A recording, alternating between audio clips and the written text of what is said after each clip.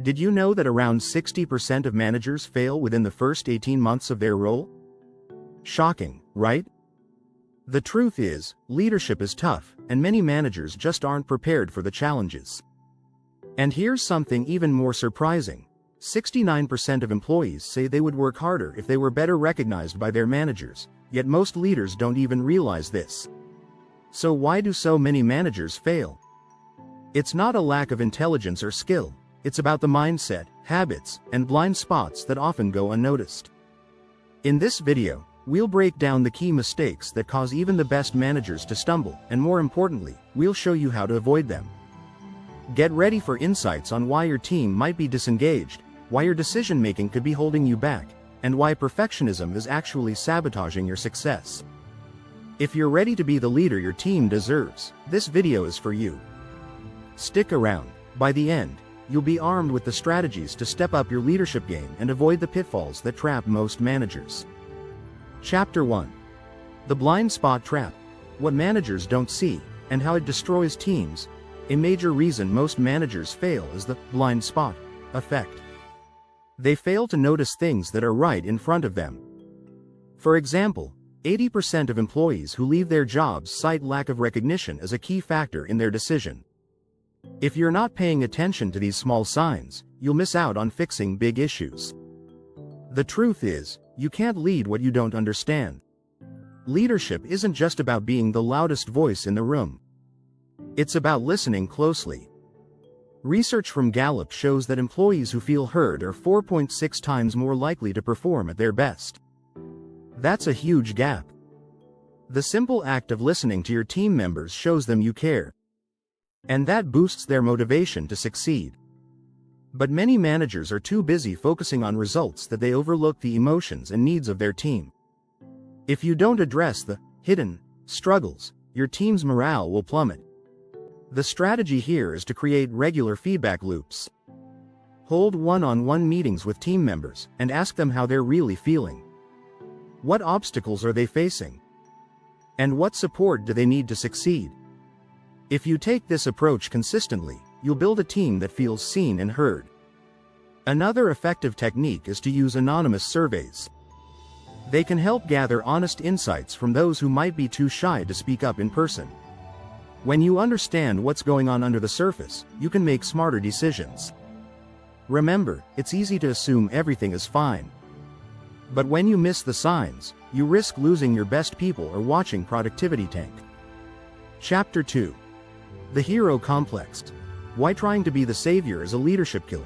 Trying to be the hero might sound noble, but it's actually one of the fastest ways to fail as a manager. You may feel like you're doing a good thing by swooping in to save the day, but you're actually hurting your team. A study by Gallup found that managers who micromanage see a 30% decrease in employee engagement. It's clear, trying to do everything yourself lowers your team's confidence and independence. Instead of rescuing them, let your team take ownership of their work. Empowering others is the key to building a high-functioning, autonomous team. One great example comes from Satya Nadella, CEO of Microsoft, who transformed the company by encouraging a growth mindset. He shifted the focus from getting everything right to learning from mistakes. His approach made employees feel trusted and capable, which resulted in better performance. The key to breaking free from the hero complex is delegation. When you delegate tasks, you show your team that you trust them to handle important responsibilities. As the saying goes, give them the tools, and they'll do the work. But delegating isn't just about offloading work. It's about providing guidance and creating an environment where people feel they can contribute without fear of failure. A study by Harvard Business Review revealed that employees who feel empowered are 50% more likely to have high job satisfaction. It's all about setting clear expectations and then stepping back to let your team shine. If you're always stepping in, you're not just hurting your team, you're also limiting your own potential. Leaders need to trust that their team can handle challenges, even if they make mistakes along the way. Chapter 3. The Communication Chasm. Why silence isn't golden, and how to fix it. If you're not talking to your team, you're likely setting them up for failure. Research shows that 57% of employees say they don't receive clear direction from their managers.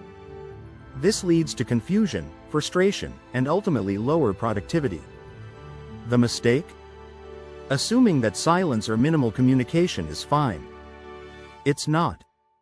Effective communication is the backbone of good leadership. When leaders communicate clearly and consistently, teams understand their goals and priorities. But poor communication leads to a breakdown in trust and engagement. It's no surprise that teams with poor communication are 25% less productive. To bridge this communication gap, make your interactions intentional. Hold regular team meetings to discuss goals, challenges, and successes. But don't stop there, ask questions. A great leader doesn't just speak, they actively listen. Show genuine interest in your team's thoughts and feelings. Another strategy is using technology to keep the lines open. Tools like Slack, Zoom, or Asana make it easier to communicate instantly and keep everyone on the same page. But communication isn't just about talking, it's also about being transparent. Let your team know when decisions are being made and why. Transparency builds trust, and trust is essential for high-performance teams. In fact, leaders who communicate well are 25% more likely to have high-performing teams, according to a study by McKinsey. That's the power of clear, open, and honest conversations. Lastly, don't wait for problems to surface before talking. Make communication a habit, not a reaction. When you check in regularly, you prevent minor issues from growing into major roadblocks. It's about creating a culture of open dialogue that keeps everyone aligned and focused on the same goal. If you're finding this helpful, don't forget to subscribe for more tips on effective leadership. Chapter 4. Decision Paralysis. How overthinking keeps you stuck in your team in limbo. One of the biggest obstacles to leadership is decision paralysis. Managers often overthink their choices, fearing the consequences of making the wrong call. A study by the Harvard Business Review found that 40% of managers said indecision is their biggest leadership challenge. It's easy to understand why. The fear of failure can make anyone hesitate. The problem with overthinking is that it leads to inaction. Your team will start to notice when decisions aren't being made. If you're stuck, they'll be stuck too. And in today's fast-paced business world, indecision means lost opportunities. Think about it. Every minute spent second-guessing could be a minute spent moving forward. The best way to break free from decision paralysis is to make smaller decisions quickly. It's easier to steer a moving ship, right? When you make quick, smaller decisions, you build momentum. If something goes wrong, you can pivot faster, learn from it, and keep moving. It's about trusting your instincts and getting comfortable with imperfection. As Steve Jobs once said, you can't connect the dots looking forward, you can only connect them looking backwards. A great strategy is to limit the amount of time you spend making decisions. For example, give yourself 30 minutes to choose a direction, and then stick with it. This cuts down on overthinking and encourages action. It also prevents you from waiting for the perfect solution, which, as we know, doesn't exist. To help you make faster decisions, consider using a decision matrix.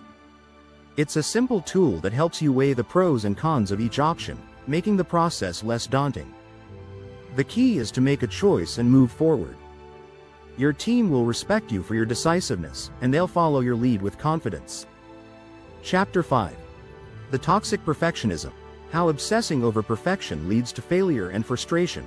Perfectionism can be a manager's worst enemy. Many leaders get caught in the trap of trying to create flawless results. But perfection isn't the goal, it's progress. In fact, research from the American Psychological Association shows that perfectionism is linked to higher levels of anxiety and burnout. When you demand perfection, you set yourself and your team up for failure. The idea that everything needs to be perfect before moving forward is simply unrealistic. Successful companies understand that growth comes from iteration. Take Apple, for example. Steve Jobs didn't wait for the perfect product before launching the iPhone. He knew that imperfections could be addressed later, as long as they kept improving. To avoid the pitfalls of perfectionism, embrace an iterative mindset. Focus on getting something out the door, then refine it over time. This will keep your team from getting stuck in a cycle of never-ending revisions. Another effective strategy is to set good enough as a benchmark. When you let go of the need for perfection, you open the door to innovation. One of the most powerful ways to combat perfectionism is to celebrate progress, not just the end result. Acknowledge small victories, even if the final product isn't perfect. This creates a culture where improvement is valued more than flawless execution. Additionally, teach your team to embrace failure as part of the process. As James Dyson, the inventor of the Dyson vacuum, once said, "I have made 5,127 prototypes, and each one failed. I learned from each one." When you allow for failure and learning, perfectionism naturally falls away. Lastly, encourage your team to ask themselves, what's the next best step, rather than obsessing over the final destination. Perfectionism often stops progress altogether, but small, consistent steps will lead to better outcomes in the long run. Chapter 6. The Empathy Deficit. Why lack of empathy turns leaders into dictators. Empathy isn't just a nice-to-have trait for leaders, it's essential. Without it, managers often come off as cold, distant, or even dictatorial. A report by the Center for Creative Leadership found that 80% of leadership effectiveness comes from emotional intelligence, with empathy being a key component. If you're not understanding your team's emotions and needs, you'll struggle to build trust and foster loyalty. Managers who lack empathy may be technically skilled, but they often miss the mark when it comes to connecting with their team. The result? A disengaged, unmotivated workforce. Employees who don't feel understood are less likely to go the extra mile or remain loyal to a company. In fact, Gallup data shows that employees with empathetic leaders are 60% more engaged than those without. To become a more empathetic leader, start by listening actively. When a team member shares something, resist the urge to jump in with advice or solutions. Instead, reflect back what you hear, and ask follow-up questions to show you care. This simple practice can improve relationships and increase trust. Another strategy is to put yourself in your team's shoes. Consider how they're feeling before making decisions. Will your choices affect their workload or stress levels? By considering the emotional impact of your decisions, you show your team that you value them as people, not just employees. Empathy also means being available. Make time for informal check-ins. This is especially important in remote teams, where the personal connection can easily be lost. A quick chat about someone's day can strengthen bonds and make team members feel more connected to you. As Daniel Goleman, the author of Emotional Intelligence, explains, empathy is not simply a soft skill. It's a leadership skill. When you lead with empathy, your team will follow your example and feel empowered to do their best work. Finally, remember that empathy doesn't mean you have to agree with everything your team says. It's about understanding their perspective and valuing their feelings. By doing so, you'll foster a culture of respect, collaboration, and high performance. If you want more insights like this, don't forget to subscribe and hit the bell icon for future videos.